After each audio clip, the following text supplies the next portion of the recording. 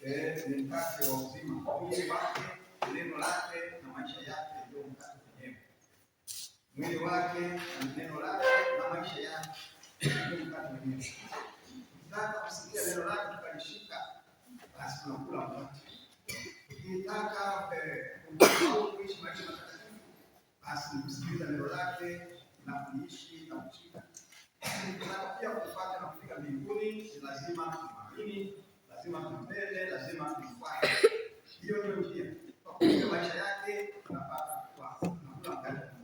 Yaani ndio mwili wake tunapata uzima. Tunabadilishwa kutoka ndani, kutoka na maisha ya dunia na mwili wetu unaelekea baada ya kwanza, yaani kuishi maisha ya dunia, mambo ya komaa nini.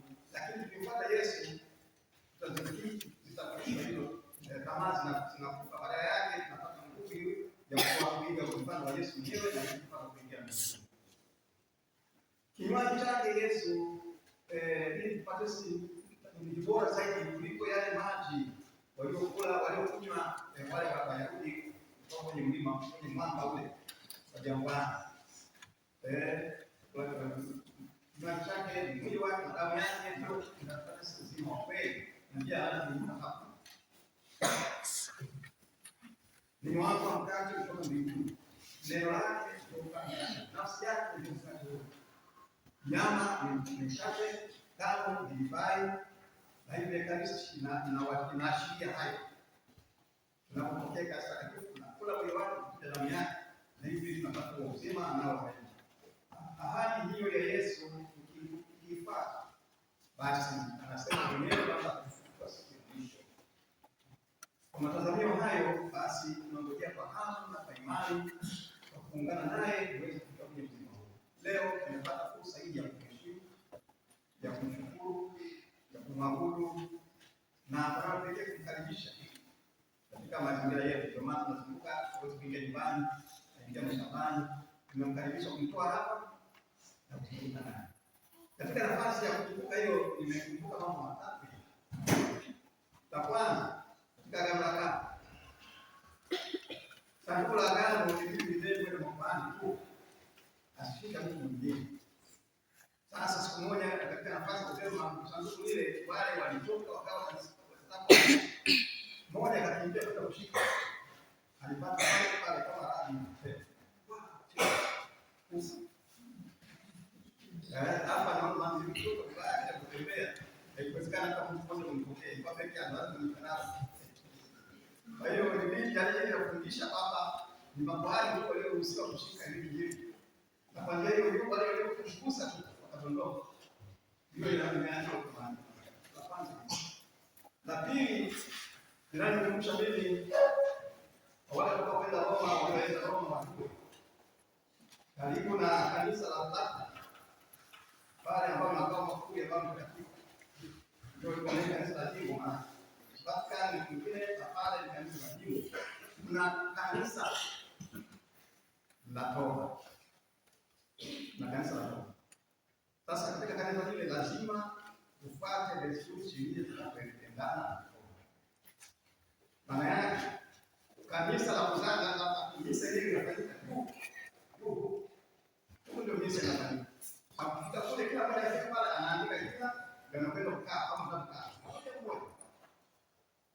Lakini namna kufika kule ilikuwa ni kazi.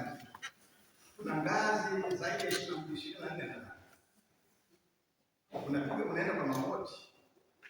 Na kila ngazi lazima umalize walao miongo mitano ya rozari. Yaani ngazi ya kwanza miongo. Ngazi ya pili mpaka unafika kule juu kumaliza ngazi ngazi ya 24 milioni kutoka kwa kazi. Milioni. Na hivi kwa hapo kabisa ninapotoka nyumbani leo naenda kusali. Na kuna kusema na kazi nyingine yote, kazi nyingine moja tu. Ile ni kanisa la Roma. Piga magoti.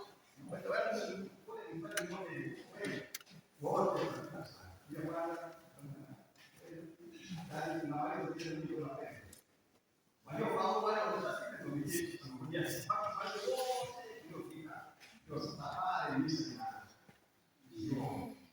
Hiyo ya kwanza, maana tunapoona wenzetu walikuwa na haki hii ndio tofauti. mpaka sisi tupite, na mwendo wake ni pole pole, ukiwa na haraka utaweza. Na tatu, ambayo ni tukio ambalo mimi nasema wazi, nimeliona na nimeshuhudia mwenyewe kama paroko, nikiwa kule Marekani Kongo, katika maandamano kama haya, sikukuu ya Ekaristi, tunatoka kanisani tunaingia barabara, tuko na Ekaristi. Kulikuwa na gari moja hivi, moja kama mwanajeshi, yeye amechukuliwa kwenye gari lake na dereva anaendesha gari, wanatoka na mkungu huko, wanapita pale, wanaona sisi tuko barabarani, wao walikuwa na haraka ya kupita. Wanaambiwa wasimame, askari wasimame kusimamisha, wao wasema hapana, tutapita pembeni.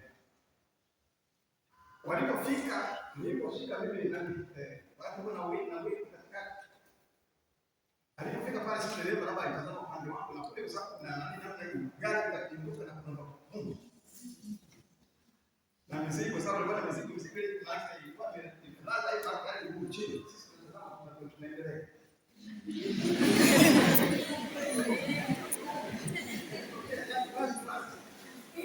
Tukio kama hilo ambalo limekumbusha sana kwa watu wanaofanya haraka ili kupita maandamano ili wawahi katika safari zao bila kungoja hapo heshima. Kama kama kidogo sana kungoja. Dereva anasema askari mwanzo twende. Mwanzo usisimame twende. Dereva basi bila kufika pale sika mtazamo kule.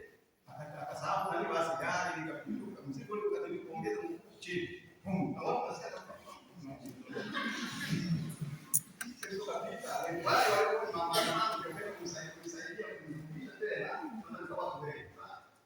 Baada ya kumaliza maandamano tunataka kuimarisha tena biashara tunaweza kama magunia yale halafu ndio inaendelea. Toka pale dereva yule anasema sitafanya tena kitu kama hata kama tunalazimisha. Niona mwenyewe sikitokea nini bado usome. Kwa hiyo mambo haya matatu nitaelekeza alafu tunapaswa kuone umuhimu wa Ekaristi. Na pia nguvu ya Ekaristi ni heshima, upendo na bidii. Kama una haraka na kama wale wanaoandiwa ngoje mpaka tumalize kuendelea. Na heshima yao na ndio wanafanya. Msije